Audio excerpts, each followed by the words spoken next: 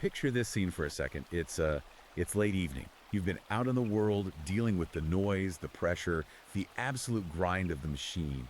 Maybe you're on a construction site, physically laying the foundation, your muscles aching, dust in your lungs.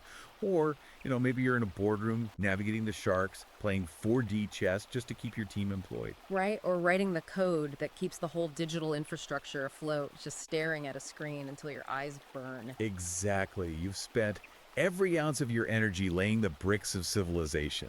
You've built the literal and metaphorical roof over your family's head. It's that universal male experience, isn't it? That expenditure of energy, the output, the feeling that you've just emptied the tank completely for the benefit of others. Yeah, that is the core feeling right there.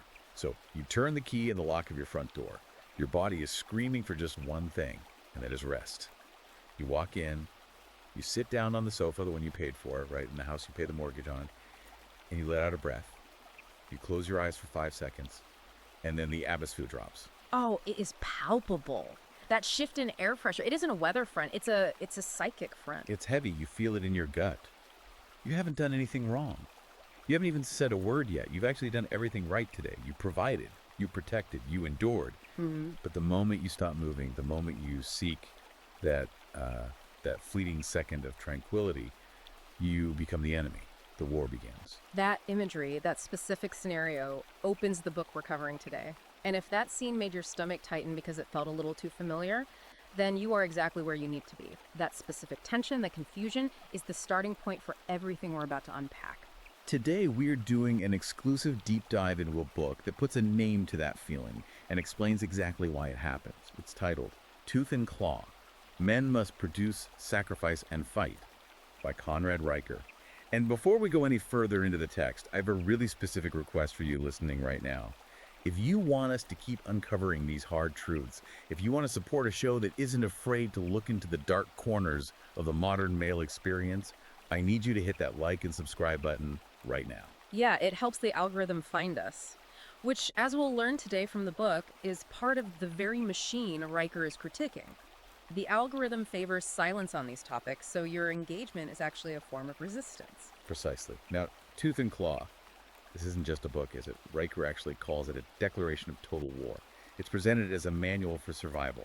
And I want to be crystal clear right off the bat, we're going to go incredibly deep today. We're talking about a long, intense analysis, but we can only scratch the surface of the red pill truth contained in these pages. Right, we're just giving you the map, not the whole territory. Exactly. So, if what we discuss resonates with you today, I want you to go to Amazon Kindle or Google Play Books immediately and buy your own copy. You are going to want this text in your arsenal. This deep dive is really designed for the man who senses the knife in his back. That's Riker's target audience. We're speaking to the men who have woken up, or who are just beginning to wake up, to the reality of the manosphere. Riker isn't writing for the guy who wants to, watch a sitcom where the dad is a bumbling idiot and just laugh along. He's writing for the man who is dead tired of being gaslit by that culture. We represent the counter-narrative here. We're going to impartially trace the history of our institutions that Riker lays out, how they started, and how, according to the book, they were captured by feminists and Marxists. We're going to decode the biological programming that makes your home life feel like a battlefield, and we're going to map out the exit strategy, something Riker calls the New Jerusalem. So buckle up. This is going to be intense. Let's start with the diagnosis. Riker identifies a central concept that explains that opening scene, the man on the couch. He calls it the provider's paradox. The provider's paradox. Okay, let's unpack this. Because on the surface, providing for a family or a society sounds like a genuinely noble thing. It's what men have done for millennia, the basis of the social contract. So why does the book frame it as a paradox? Because, according to Riker, the contract has been voided. Civilization was built by men who believed that their sacrifice would purchase something specific. Gratitude, legacy, family continuity. It was a transaction. I give my labor, my risk, my life, and you give me respect, loyalty, and a peaceful home. But in the modern era, the sacrifice remains mandatory. You must produce. You must pay the bills. But the benefits have been reclassified as oppression. That is a heavy hit. So you're still expected to pay the bills and fix the roof, but you're an oppressor for having the capacity to do it. Worse, Riker argues you're an oppressor because you are doing it. Your ability to provide is seen as evidence of your unearned power. Riker introduces a really fascinating bit of logic here called the syllogism of the sleeper. It explains why that man sitting on the couch is such a massive trigger. The syllogism of the sleeper. I love the philosophical terminology he uses there. It elevates the discussion from just complaining to actual analysis. Break that down for us. So it goes like this. A syllogism is a logical argument. Major premise. Human females evolved to evaluate men through testing behaviors to ensure provisioning and protection. They are constantly scanning. Is he useful? Is he strong? Can he save me? Right. That's the evolutionary imperative. Yeah. Because if he can't save her in a primal environment, she dies. Correct. Then we have the minor premise. A man at rest, content, and unthreatened cannot be productively worked or evaluated. He's static. He's basically in power-saving mode. He's offline. Exactly, which leads to the conclusion. Therefore, a man at rest represents a biological emergency. A biological emergency. That's such a dramatic way to put it, but it makes total sense biologically. Yeah. So him relaxing signals to her ancient brain that he's not working, he's not alert, and therefore they are fundamentally unsafe. That's the core of it. But in the modern context, there is no saber-toothed tiger outside. The roof is completely secure. The bills are paid on autopay. But the instinct remains. The software hasn't been updated, so the emergency must be resolved. How do you wake the sleeper? Through henpecking, through criticism, through the generation of synthetic drama. Synthetic drama. That is the perfect term for it. Drama that is manufactured out of thin air just to get reaction. If he isn't fighting a bear, she will become the bear to ensure he is still capable of fighting. She needs to see him active to feel safe. That is just exhausting to even think about. It's the logic of the leisure apocalypse. You can't negotiate with it because it isn't rational. It's hardware. And this scales up too. This isn't just about your wife getting mad that you're napping on a Sunday. This is where it gets really interesting economically in the book. Riker talks about the extraction engine. He argues that the patriarchy, which feminists claim is this tyrannical system of oppression, was actually the only economic structure capable of paying the bills of civilization. Right, because he brings up the data. And the data he presents is pretty brutal. It is. He cites Bureau of Labor Statistics and IRS data to make his case. The reality he outlines is that men are net positive tax contributors.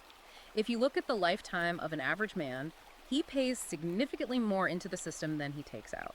And women, according to this data. Women, as a demographic cohort, he notes, are net negative beneficiaries of state transfer payments. They receive more in welfare, healthcare subsidies, and social programs than they actually contribute in taxes. So generally speaking, the book is saying men pay into the pot and women take out of the pot. In terms of the aggregate tax data Riker presents, yes. The welfare state, the healthcare subsidies, the social safety nets, these are essentially funded by the excess labor of the very men that the culture demonizes. The patriarchy is the bill payer. Riker actually calls this the men Kampf narrative. That is an incredibly provocative term. Men Kampf. He's clearly trying to stir the pot with that one. It's extremely provocative, and he uses it deliberately. He analyzes it as a system of collective guilt that is weaponized to strip men of assets and dignity. It's a mechanism where you blame a group for all the world's ills to justify taking their resources. It's like the ultimate gaslight. You work 60 hours a week, you pay the taxes that fund the programs, and then you're told you have privilege and need to step aside. Riker calls that the apex fallacy. Yes, the apex fallacy. This one really clicked for me when going through the source material. Explain that one for the listeners. It's the error of looking at the top 0.01% of men, the CEOs, the billionaires, the presidents, and assuming that all men share that power and ease. The book argues that feminists look at someone like Elon Musk and say, see, men have all the money and power. But Riker points out the reality for the average man. Men are taxed more because they work more hours, they take more dangerous jobs, they sacrifice more. They die sooner. They make up the vast majority of the homeless population. They make up the majority of workplace fatalities. Correct. But this sacrifice is twisted into a narrative of privilege. So the provider is trapped in a paradox. The more you provide, the more you are resented. The more you build, the more you are told you stole. And that leads us directly into the personal sphere. Because if the society is ungrateful, you might at least hope your home is a sanctuary. But Riker says no, it is not a sanctuary. It is a testing ground. We have to talk about the shit test. We do. And Riker is very clear here. It isn't a glitch in the Matrix. It is hardware. Right. Most men think a shit test where a woman starts an argument or belittles him for seemingly no reason is a communication failure. They think, oh, if I just explain my feelings or if I actively listen to her feelings, we can fix this and get back to peace. Riker says that is a fatal error. He uses the story of Sarah and Michael to illustrate this, and man, It is rough to read. It's a tragedy, but Riker frames it as a very common one. Michael is an engineer, loses his job after 12 years of loyal service to his company. He comes home, totally vulnerable, and tells his wife, Sarah, he's looking for support. He's looking for a teammate. He's looking for his partner to step up and say, we got this. We can handle this together. Instead, within 18 hours, less than a single day, Sarah starts talking about her sister's husband who just got a promotion. She mentions his new company car. She wonders aloud what kind of man gets recognized like that. That is just ice cold. Michael just lost his livelihood, and she is comparing him to the brother-in-law. It's a probe. She is checking his structural integrity. And what does Michael do? He collapses. He gets emotional. He tries to appeal to her empathy. He says, how can you say that right now? I'm hurting. And that's the end of it, isn't it? It is. Riker notes that tears and vulnerability from a man are not connection. They are blood in the water. Within 6 months, Sarah is cheating on him with a sales manager. Why? Because Michael failed the test. He showed he couldn't hold frame. It sounds incredibly cruel, though. I mean, surely we've evolved past that. Surely modern love is about vulnerability. That's the thing. Riker argues we haven't evolved past it at all because survival is still the prime directive of our biology. He brings in anthropological evidence to show this isn't just modern Western women being mean. This is deep evolutionary code. He talks about the Kung women. Right, let's get into that. Yes, the Kung Bushmen. When a hunter comes back with a big kill, the women don't praise him, they mock him. They criticize the meat. They tell him it's barely enough to feed a single flea. Why? To test if he will get angry and violent or if he can maintain his composure. They are probing for weakness. They are cooling his heart to make sure he doesn't become a tyrant, but fundamentally also to see if he is emotionally stable under pressure. And the Ayaka Pygmies. That example completely blew my mind. That one is even more direct. The text explains that the Ayaka wives will deliberately manufacture chaos start fights, create intense drama right before the men are supposed to go out on a dangerous hunt. That seems totally counterproductive. If I'm going to hunt a dangerous animal, I need my head in the game, not worrying about an argument at home. But look at it through game theory, as Riker does. In an ancestral environment, a weak man meant death for the family. If a man can be rattled by his wife's words, he will definitely be rattled by a lion or a rival tribe. She needs to know before he leaves the village if he is strong enough to survive. So she stresses him out on purpose to see if he breaks. Precisely. It is a biological stress test. The problem, as we mentioned earlier, is the modern mismatch. Your nervous system can't distinguish between a saber-toothed tiger and a bad performance review. And her nervous system can't distinguish between an impending tribal raid and you forgetting to do the dishes.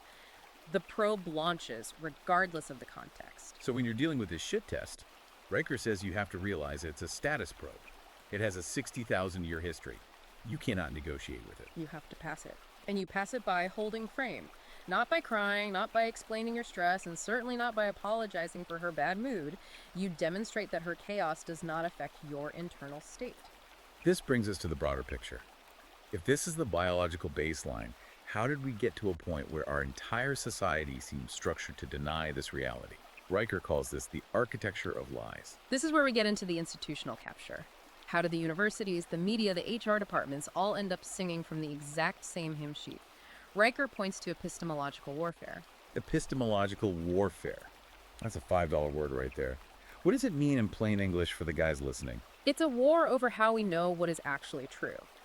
Riker attacks standpoint epistemology. This is the idea that feelings equal facts, that your lived experience, specifically if you are a designated victim group, is more valid than objective, measurable data. Ah, the old my truth versus the truth debate. Exactly. The book argues that if a woman feels unsafe, then you are, by definition, a threat. The objective reality of whether you actually did anything threatening is completely irrelevant. Her feeling constitutes the reality. And he talks about the Mott and Bailey tactic. I see this everywhere once I read about it in the book. It's a medieval siege tactic applied to modern debate. The Mott is a highly defensible, reasonable position. Something like men and women should receive equal pay for equal work. Nobody disagrees with that. Right, that sounds totally fair. Who would argue against that? Yeah, but that isn't where the activists live. They live in the Bailey, the radical territory. The Bailey is any difference in outcome is absolute proof of systemic sexism and requires massive wealth redistribution. So when you attack the radical idea of the Bailey, they retreat to the Mott and say, whoa, don't you believe in equal pay? Exactly. They use the reasonable claim to defend the radical one. Riker rips this apart using the CONSAD report. This was a Department of Labor study that proved the wage gap is almost entirely based on choices, hours worked, taking dangerous jobs, career interruptions. But Riker points out that activists ignore the data because they are operating on standpoint epistemology. Facts don't matter to them. The narrative matters. And this narrative creates what Riker calls the gynocentric gulag, a prison where men are simply utility drones. And nowhere is this more evident than in the Duluth model. This is the domestic violence policy. Yeah. Yes, it's a policy framework used by police departments across the West. Riker explains that it explicitly assumes a male perpetrator, female victim dynamic, regardless of the actual evidence at the scene. So even if she attacks him, if the cops show up, he is the one likely going away in handcuffs. Riker mentions Erin Peatsy here to illustrate the point. She founded the first women's shelter in the UK. She started noticing that a lot of the women coming in were just as violent as the men they left. She said violence is often reciprocal. And what happened to her for pointing that out? She was exiled. She received death threats. She had to leave the movement she founded because she dared to say that women can be violent too. That is the gynocentric gulag in action. It aggressively punishes truth tellers. It isn't just in the courts, though. It's in the schools. It's in the broader culture. Riker talks about this shift from logos, reason, and order to emotional validation. It's what he terms the war on joy. Have you noticed how male hobbies are treated in mainstream culture? Oh, absolutely. If a guy wants to play golf or play video games or go fishing on a Saturday, it's treated like a crime against the family. It's framed as neglect. Riker analyzes this economically. He says male recovery time is demonized as neglecting the family. Why? Because if you are resting or enjoying yourself, you are not producing resources for extraction. You are considered unused capacity. That is chilling. So my Saturday morning golf game isn't just annoying to her, it's viewed subconsciously as a loss of revenue. In the extraction engine, yes. And this is why Riker provides tactical advice on how to handle these arguments. He calls it the rhetorical kill shot. I love a good practical tip. What is the rhetorical kill shot?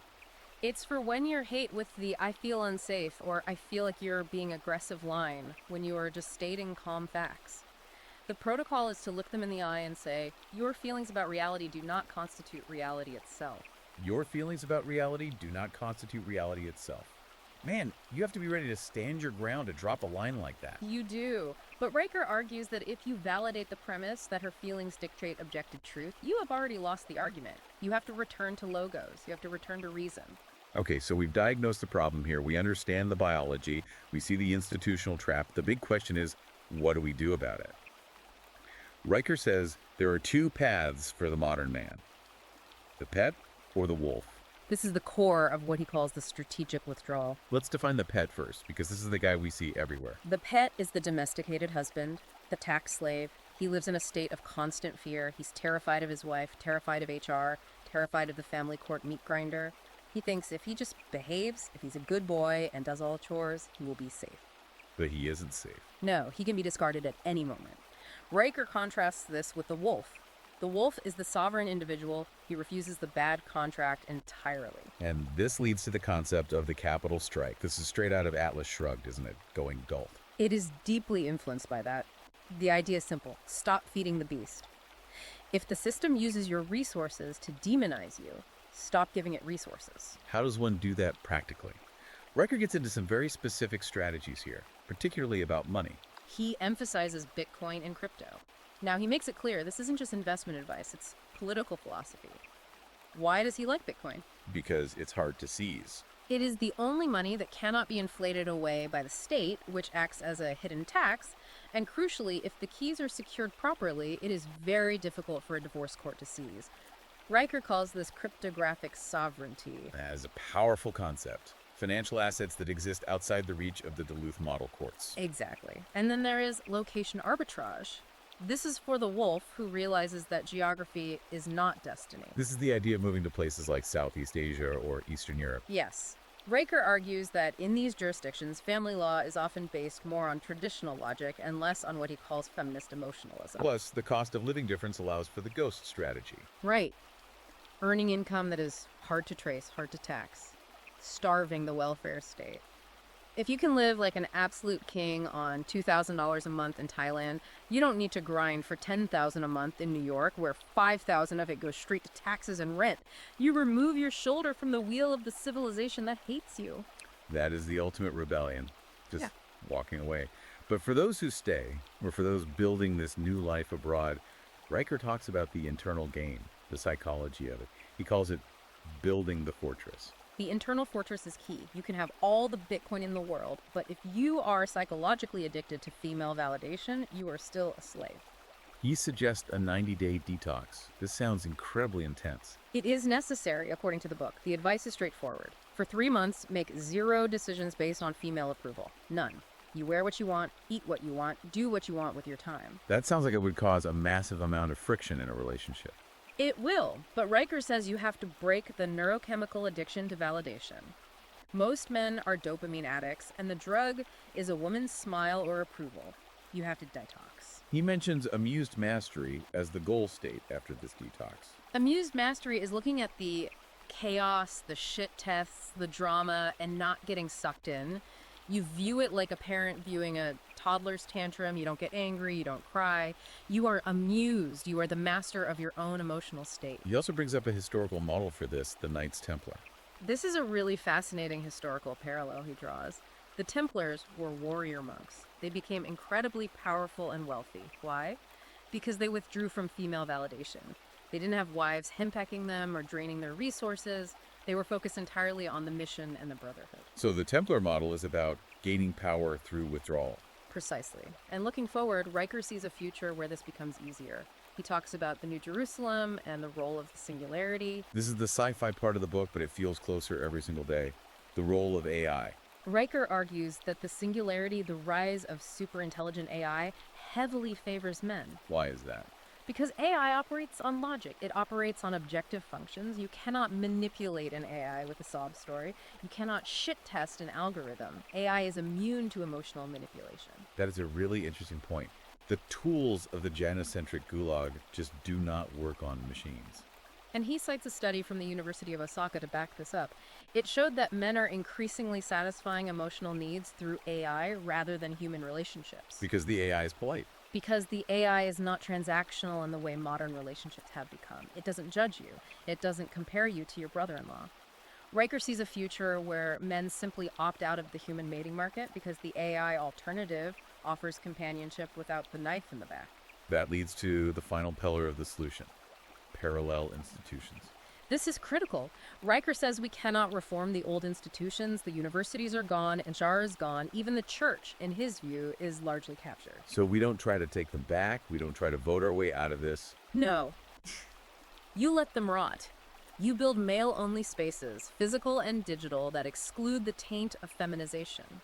You build the New Jerusalem outside the walls of the old city. You outcompete them. You outcompete them completely. Yeah. You build networks of competence, powered by Bitcoin, protected by encryption, and fueled by men who have reclaimed their logos. Reclaiming the logos. That brings us right back to the start, the return to reason. It does. The book ends with the call to pick up the sword of truth, to stop apologizing for being rational, to stop apologizing for demanding evidence over feelings. Riker's final provocation really sticks with me. He says, the provider's paradox is simple. The more you build, the more you are resented. The only winning move is to stop playing by their rules. It's a call to total sovereignty. You are the host, they are the parasites, act accordingly. That is the bottom line right there. You are the host, act accordingly. It is a powerful message for anyone in this space. Look, we've covered a huge amount of ground today. We've talked about the biological hardware, the economic extraction, the legal traps, and the exit strategies. But like I said at the very beginning, we are only scratching the surface here. There is so much more in the book. The specific legal citations, the deep historical analysis of the Men Camp narrative, and the detailed fortress construction tactics. So here is your marching order. Oh. If you want the full manual, the full red pill download, you need to buy the book. Go to Amazon Kindle or Google Play Books right now. Search for Tooth and Claw, Men Must Produce, Sacrifice, and Fight by Conrad Riker. Buy it, read it, highlight it. And don't just read it. Connect with the ongoing battle. Riker is active on Substack. You need to follow him at Conrad Riker. That is where the community is building the New Jerusalem. Do not let this just be another deep dive you listen to while driving. Take action. Go to Amazon Kindle or Google Play Books. Get the book. follow the Substack. And finally, if you want us to keep bringing you these deep dives, to keep fighting the gynocentric silence, you need to like and subscribe to this channel. Help the algorithm find the men who desperately need to hear this. The war on your joy ends now, but only if you choose to end it. I'm going to leave you with a final thought to mull over. If the system relies entirely on your labor to function, what happens the day the sleeper decides not just to wake up, but to walk away entirely? The power has always been in your hands. You are the host. They are the parasites. Act accordingly. Thanks for joining us on the Deep Dive. We'll see you next time.